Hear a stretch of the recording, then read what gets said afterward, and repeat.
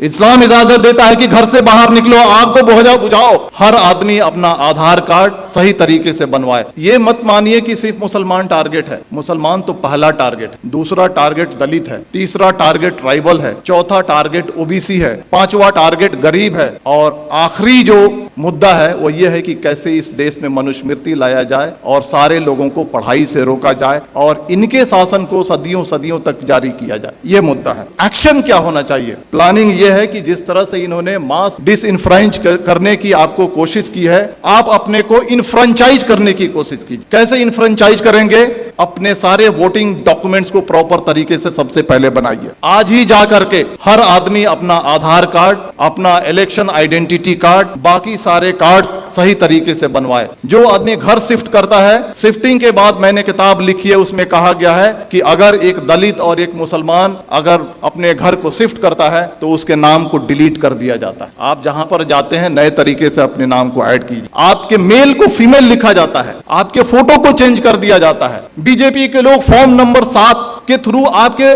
Voter identity card को challenge करते हैं। बिना इंक्वायरी के इलेक्शन कमीशन आपके वोटर आइडेंटिटी कार्ड को खत्म कर देता है। आप सजग नहीं है। सबसे पहले आप सजग होइए, सबसे पहले अपने कार्ड्स बनाइए। कार्ड्स बनाने के बाद जो वोटर लिस्ट है उसको उठाइए और देखिए कि महमूद आलम अगर लिखा हुआ है तो उसका स्पेलिंग सही है क्या, हम मेल हैं तो मेल है क्या, फीमेल है तो फीमेल है क्या, हमारा फोटोग्राफ है क्या। इन सारी चीजों को इंश्योर कीजिए और इंश्योर करने के बाद आप यूनाइट होइए। और यूनाइट होने के बाद जिस तरह से इलेक्टोरिकली ये सरकार आपके सर पे बैठी है, उसी तरह से इलेक्टोरिकली इस सरकार को उठा के फेंक दी। जिन लोगों ने कहा था माइनॉरिटीज मुस्लिम्स, क्रिश्चियन, सिख्स, बौद्ध, जैन, पारसी 19.6% है, लगभग 20% है। दलित 16.5% है, कितना हो गया? 36.5%। ट्राइबल 8.5% है, कितना हो गया? 45% हो गया। अगर सेकुलर जो हमारे ओबीसी हैं और सेकुलर जो हमारे अपर कास्ट हैं, अगर इनको मिला दिया जाए तो हमारी तादाद 60 के ऊपर जाती है। और अगर हम चाह लें प्रॉपर तरीके से यूनाइट हो जाए, प्रॉपर तरीके से अज़्म कर लें, प्रॉपर तरीके से साइलेंट रिवॉल्यूशन के लिए अगर हम तैयार हो जाएं, तो इस सरकार को हम इलेक्टोरिकली उखाड़ फेंक सकते हैं। और इसके लिए आपको तैयार होने की जरूरत। तो मेरे कहने का मतलब है कि दोस्तों, ये जो सारी चीजें जो आपके सामने फैक्ट्स हो रही हैं, ये हिंसा नहीं है, ये मणिपुर नहीं है, ये कश्मीर नहीं है, ये यूसीसी नहीं है, ये सीएए नहीं है। ये एक ही है कि आपको मास स्केल पे कैसे डिसइंफ्रेंचाइज किया जाए, वोट देने के अधिकार से आपको कैसे वंचित किया जाए। इस बात को समझिए, अपने वोटिंग राइट्स को समझिए। आपकी इस देश में कदर और कीमत क्यों है? क्योंकि आप वोट देते हैं। जिस दिन आपके वोटिंग राइट को खत्म कर दिया जाएगा, आप कीड़े मकोड़े हो जाएंगे। चाहे वो कोई भी समाज हो, चाहे वो दलित समाज हो, ट्राइबल समाज हो या माइनॉरिटी का समाज हो। अपने राइट्स को समझिए, अपने डॉक्यूमेंट्स को बनाइए। और आने वाले इलेक्शन में मैं कहना चाहता हूं कि वोट करना ये लगना चाहिए कि 100% दलितों ने, 100% मुसलमानों ने, 100% ट्राइबल ने वोट किया है। और अगर आने वाले इलेक्शन में अगर आप वोट नहीं करते हैं तो समझ जाइए कि आप अपने मजहब को धोखा दे रहे हैं, आप अपने देश को धोखा दे रहे हैं। अगर बाहर आग लगी हो और घर के अंदर अगर हम चैन से बैठते हैं, इस्लाम इसकी इजाजत नहीं देता। देखिए, आपके सामने जो बातें हो रही हैं आज, इस चर्चा सत्र के 2 पार्ट है। एक पार्ट है यूसीसी और दूसरा पार्ट है मॉब वायलेंस। हम दोनों को अलग अलग चर्चा करेंगे। पहला मैं कहना चाहता हूं, हम यूसीसी को हम लेते हैं। आज से 6 महीना 1 साल पहले आपने देखा होगा कि लव जिहाद और धर्मांतरण इस देश का सबसे पहला मुद्दा था। अलग अलग रियासतें अपने अपने रियासत में कानून बना रही थी। कर्नाटक की बीजेपी सरकार कानून अलग से बना रही है, मध्य प्रदेश की सरकार अलग से कानून बना रही है, हरियाणा की खट्टर सरकार अलग से कानून बना रही है, धामी सरकार अलग से कानून बना रही है, योगी सरकार अलग से कानून बना रही है। मैं आपको कहना चाहता हूं कि हिंदू, मुसलमान, सिख, ईसाई ये सारे राष्ट्रीय स्तर के मजहब हैं भारत में। अगर एक मजहब से धर्मांतरण करके अगर कोई दूसरे मजहब में जाता है, अगर सरकार को लगता है तो यह राष्ट्रीय समस्या होनी चाहिए, तो सरकार एक कानून बना करके इस समस्या को हल क्यों नहीं करती? मल्टीपल स्टेट्स में मल्टीपल कानून क्यों बनते हैं? सरकार का मकसद है कि लव जिहाद और धर्मांतरण के जरिए जो हमारा जो सामाजिक स्पेस है उसको कम्युनलाइज किया जाए और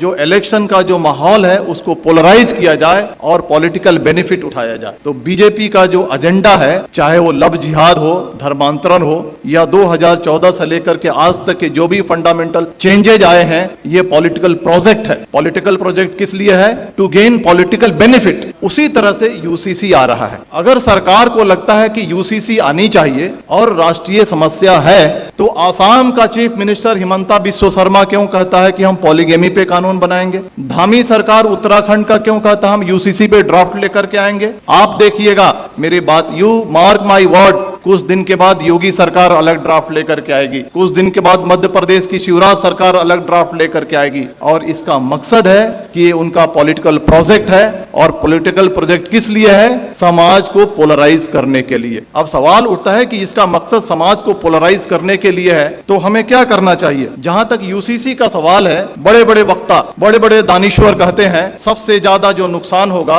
वो क्रिश्चियंस को होगा, सिख को होगा, ट्राइबल्स को होगा, दलित को होगा। हमारी जिम्मेदारी है, सरकार देखिए 2014 से लेकर के आज तक जो चाहती है वो करते आई है। अगर वो चाहेगी कि यूसीसी लाएं तो हम रोक नहीं सकते हैं, लेकिन हम जो कॉन्स्टिट्यूएंट्स जो उनको वोट करते हैं उनको ये एजुकेट कम से कम कर सकते हैं कि ये जो है आपको बर्बाद करने के लिए लाया जा रहा है। इसके कॉन्स्टिट्यूएंट्स कौन है? ट्राइबल्स हैं, दलित हैं, मुस्लिम्स हैं, अदर माइनॉरिटीज हैं। इन सबको हमको एजुकेट करना है कि आपके different language, different culture, different रहन सहन आपके मजहब को बर्बाद करने के लिए लाया जा रहा है। और ये हिंदू कल्चर नहीं थोपा जा रहा है, ये brahminical mindset, upper caste Hindu mentality को कमजोरों पे थोकने की ये साजिश है। इसके लिए हमको देश को आगाह करने की जरूरत है। अब आते हैं मॉब वायलेंस में, क्योंकि वो ज्यादा देश के सामने एक बड़ा समस्या है। आपने देखा होगा कि जब भी मॉब वायलेंस होता है तो इसके दो पार्ट हैं कि जो बातें रिपीट हो रही हैं उसको बोलने की जरूरत नहीं है। जो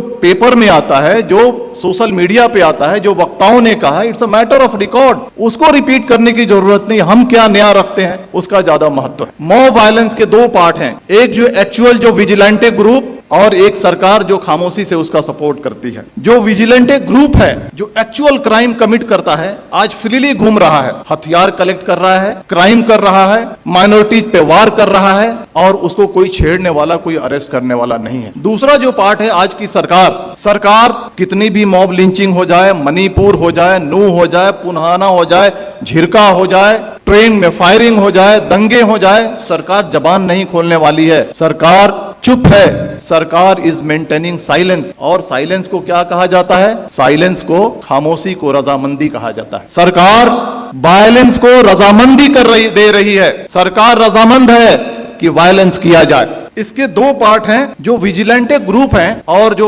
सरकार है, इनके मोटिव में फर्क है। जो विजिलेंटे ग्रुप है उनका मोटिव है कि हम जो कमजोर हैं उन पे हमला कर रहे हैं, उनको सबक सिखा रहे हैं, उनको तकलीफ में डाल रहे हैं और बहुत खुश हैं कि तारीख में इन्हें हमको सताया था। ये बात सही है या गलत, इसकी अलग चर्चा की विषय है, लेकिन इन्होंने हमें तारीख में हमको तकलीफ दी थी, आज हम इनको तकलीफ दे रहे हैं। वो खुश है, वो इलिटरेट, कम पढ़ा लिखा आदमी जो विजिलेंटे ग्रुप है खुश है। लेकिन जो सरकार, जो ऑर्गेनाइजेशन आरएसएस इस देश को चला रही है, उनका जो एजेंडा है वो एजेंडा बिल्कुल ही अलग है। वो एजेंडा है मास डिसइनफ्रेंचाइजमेंट की, यानी मास स्केल पे आपको वोट देने से वंचित किया जाए। इसको मैं समझाऊंगा, आप मुत्तफिक नहीं होंगे मेरी बातों से, लेकिन मैं समझाऊंगा। 19वीं सदी में सदर्न अमेरिका में gym crow system of mass disenfranchisement लागू किया गया था। कोर्ट ने भी इसकी इजाजत दी थी। यह क्या है कि छोटे मोटे क्राइम में आपको पनिशमेंट हो जाए, किसी तरह की आपने अनुशासनहीनता कर दी, किसी तरह से आपने अपने लाइफ को थोड़ा सा डेविएट कर लिया, इन सारे मुद्दों पे आपको वोट देने की राइट को छीन लिया जाएगा। This is the gym crow system of mass disenfranchisement. वही सिस्टम सरकार धीरे धीरे इस देश में लागू करना चाहती है। चाहे वो कश्मीर का मुद्दा हो, चाहे वो मणिपुर का मुद्दा हो, चाहे वो बुलडोजर का मुद्दा हो, चाहे वो सीएए का मुद्दा हो, चाहे वो यूसीसी का मुद्दा हो। ये 5 चीजें मैंने आपके सामने रखी हैं। ये पांचों जो मुद्दे हैं, these are basically hidden agenda of mass disenfranchisement. कैसे? कश्मीर से 370 हटाया गया। मोटिव यह है, उद्देश्य यह है कि वहां के पॉपुलेशन को ऑल्टर किया जाए, डेमोग्राफी को ऑल्टर किया जाए। जो मुसलमान चीफ मिनिस्टर बनता है उसको हटा करके अपर कास्ट बनिया या ब्राह्मण या राजपूत वहां पे चीफ मिनिस्टर बैठाया जाए। मणिपुर का जो मामला है, मणिपुर के मामले को हद से ज्यादा तूल इसलिए दिया जा रहा है, सरकार खामोश है कि वहां के डेमोग्राफी को चेंज किया जाए और वहां के जो लोग हैं जो वोट करते हैं उनको रोका जाए और बीजेपी के रास्ते को साफ किया जाए। बुलडोजर जो चलाया जाता है, बुलडोजर चलाने के बाद आपका घर खत्म हो जाता है, आपकी पहचान खत्म हो जाती है, आप अपना वोटर आईडी कार्ड नहीं बना सकते हैं, आप बहुत सारी चीजों से वंचित हो जाते हैं। आप ये जो बुलडोजर चलाया जा रहा है, it's a part of disenfranchisement. CAA जो आया था, आपने देखा ना कि एनआरसी करेंगे फिर सीएए को लागू करेंगे, करोड़ों करोड़ों की तादाद में मुसलमानों को डिसइंफ्रेंच करने की ये साजिश थी। यूसीसी जो लाया जा रहा है, छोटे छोटे सिविल मैटर्स को कैसे उसको पनिश करके और उस पनिशमेंट को आधार बना करके आपके वोटिंग राइट्स को छीना जाएगा। आज आपने देखा ना, एक डिफेमेशन केस को आधार बना करके एक राष्ट्रीय पार्टी के बड़े नेता के जब उसके सदस्यता को खत्म किया जा रहा, छीना जा रहा है, तो आपकी वोटिंग राइट्स कोई बड़ी चीज नहीं है। तो ये जो चीजें जो हमारे सामने हो रही हैं, ये आपके वोटिंग राइट्स को खत्म करने की है। लेकिन बहुत अफसोस की बात है कि ठीक है, बीजेपी के रियासतों में ये हो रहा है, लेकिन कांग्रेस रूल्ड स्टेट्स हैं, रीजनल पार्टी रूल्ड स्टेट्स हैं, ओबीसी बेस की जो पार्टियां वो सरकार में है, जैसे बिहार है वहां पे हैं। लेकिन जब ये कम्युनल एलिमेंट्स कमजोरों पे, दलितों पे, मुसलमानों पे, अदर माइनॉरिटीज पे, ट्राइबल्स पे अत्याचार करती हैं, तो वैसी कार्रवाई नहीं करती हैं जैसी होनी चाहिए। ये बहुत अफसोस की बात। आग बुझाने का यही तरीका है कि अपने अधिकार को समझो।